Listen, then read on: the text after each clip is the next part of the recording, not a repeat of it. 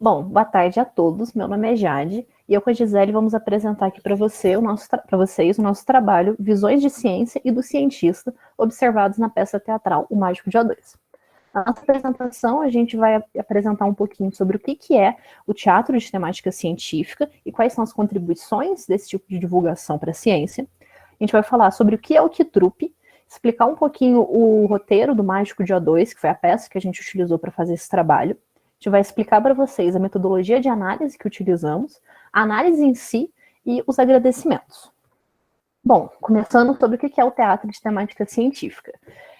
Esse tipo de divulgação científica, ele consiste em todo tipo de encenação que busca promover a divulgação e a alfabetização científica.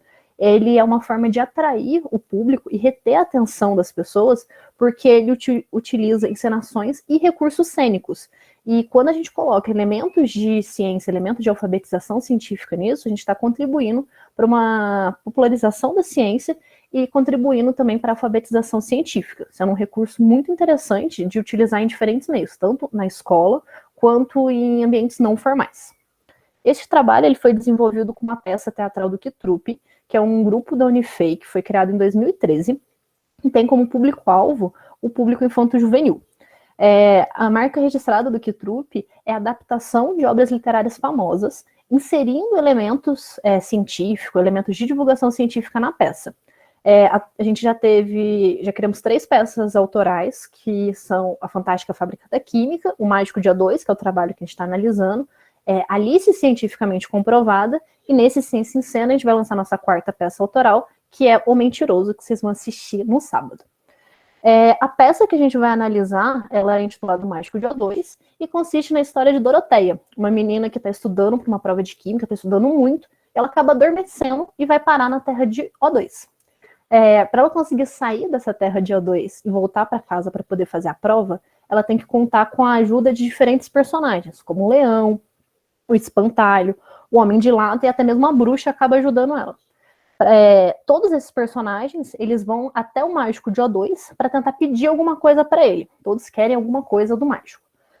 No roteiro, vão surgindo diferentes situações, diferentes problemas, e os personagens eles vão tentando resolver esses problemas utilizando metodologia científica. Então, eles utilizam muito questionamento, eles estão sempre buscando algum experimento, sempre buscando resolver esses problemas com algum método científico.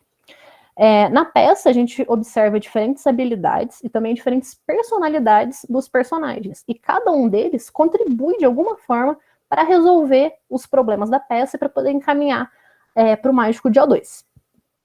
No nosso trabalho, a metodologia que a gente utilizou foram 2 trabalhos, um do Kominsky e do Jordan e o outro do Silva.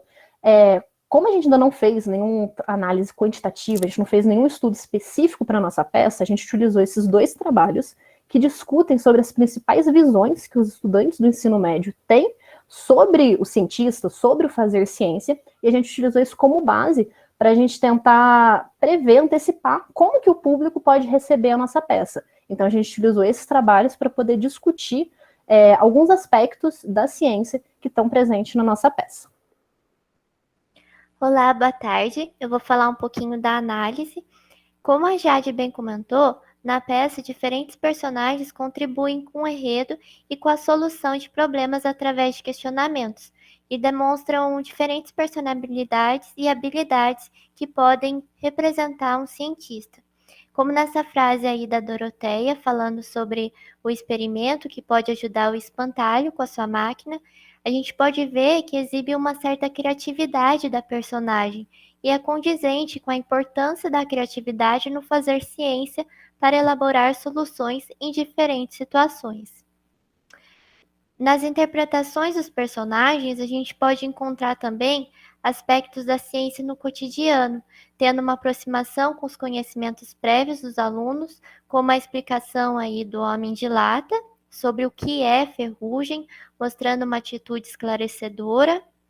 E também, no próximo slide, o uso do limão como antioxidante, nessa frase aí do espantalho, que durante a peça ele exibe ser um grande solucionador de problemas, porém ele só reconhece sua habilidade no final da história, com a quebra de paradigma da ideia de inteligência pela explicação do mágico dia 2, que vai aparecer no próximo slide. O que acontece? O espantalho, ele não possui cérebro, então ele vai até o mágico de O2 a fim de pedir inteligência. E com isso, ele rompe uma visão distorcida de que o cientista precisa ser um gênio. O mágico, ao parabenizá-lo por ter sido capaz de criar um produto, passa a mensagem de que o fazer ciência não precisa necessariamente envolver o estereótipo de gênio solitário e que não existe um único método para se fazer ciência.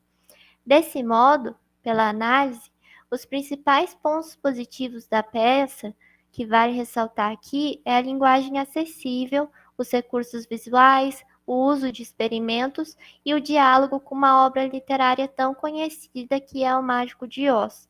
Ao englobar esses recursos, com os elementos de alfabetização científica, a gente está contribuindo para uma popularização da ciência e também para a quebra de alguns estereótipos que existem na sociedade. São necessários mais estudos para a gente avaliar de maneira quantitativa os elementos aqui discutidos e estudar também o que foi compreendido pelo público durante a peça.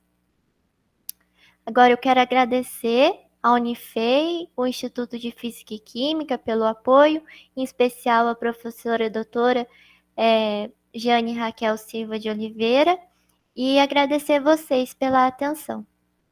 E um ótimo evento a todos.